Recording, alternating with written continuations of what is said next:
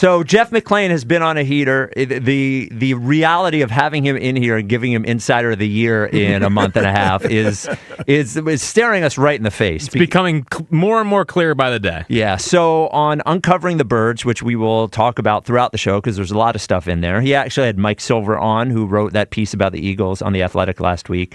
He did say something super interesting about Jeff Stoutland that we had not heard before. Here is Jeff McLane on the pod. Are you getting a better line coach than Jeff Stoutland? I don't think so. Right. Well, exactly. But he does have that run game coordinator responsibility. And this is from what I understand, at some point last season, that was pretty much taken away from him. Oh. Now I don't know if that was because he wasn't getting the job done, or they just decided, okay, we're better at doing this. I think, if you look at prior to this year, how well they ran the ball and Jeff Stoutland being in charge of the run game, you would think that you'd stick with the guy who's had that much success. As we mentioned, there were injuries on the offensive line. So, I think, quite frankly, just talking to people in the building, people close to him, people in the room with him, the players, I don't think Stoutland was anywhere near, chiefly responsible for the woes on the offensive line and in the run game. Certainly he's part of it. He's responsible for them. So I'm sure he would even say that, yeah, I got to do a better job. But that being said, I would be surprised if he returns as the run game coordinator, even if they bring in someone who does run his type of scheme. I think that's possibly something that could be taken away from him, and he'll come back as the offensive line coach and be able to focus strictly on getting these guys to play better. So I think that's where things stand. So that is a pretty big story. Yeah, that is. We didn't hear that at all. No, that is shocking. Yeah. To me, Jeff Stoutland, his reputation precedes him. We obviously know that. Stoutland, when this team has been successful, it's been usually when they've had a good running game, and that's during his tenure, before Nick Sirianni got here, and since Nick Sirianni has been here. So I would have been surprised. I'm surprised if that happened this past season to Jeff Stoutland, only because even if things aren't working, unless the players, meaning the O-line, have some sort of issues, which they love Jeff Stoutland as their coach, and that's more of an execution player performance thing, and he has enough rope that even if it's a down year for him, he shouldn't be punished or have his responsibilities taken away from him because, like I said, his track record, it speaks for itself. I wonder if I just keep going back to things that Jordan said during our show. And when they started running the ball better later in the year, at least in a couple of different games, he had mentioned that the offense was all on one page now. We're all on one page now, one message. I wonder if they were trying to simplify the message, and maybe Stoutland's messaging was a little bit different in terms of what they wanted than what Patullo and Sirianni wanted, and they were trying to make sure that they were getting all one message. Like, I wonder if that's why they did it, because I would imagine at some point last year they were like, we got to try anything.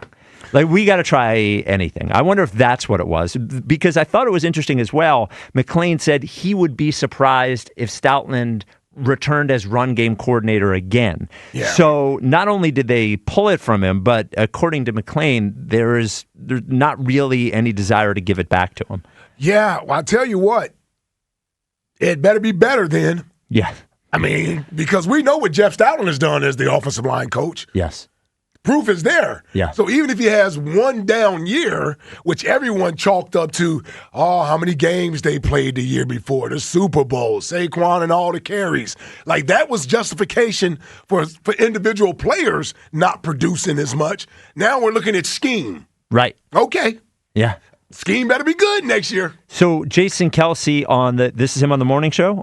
Jason Kelce on the morning show talked about it as well. The run game has not been an issue in Philadelphia Correct. since he's been here. To say that, that's a move that we should make moving forward, or that we should be somehow taking less from him, which I don't. But if there was one reason to be doing something along those lines, it would probably be trying to make sure that all of this is going together. And then also, you're trying to hire an offensive coordinator, and an offensive coordinator might want all of that control. Yeah.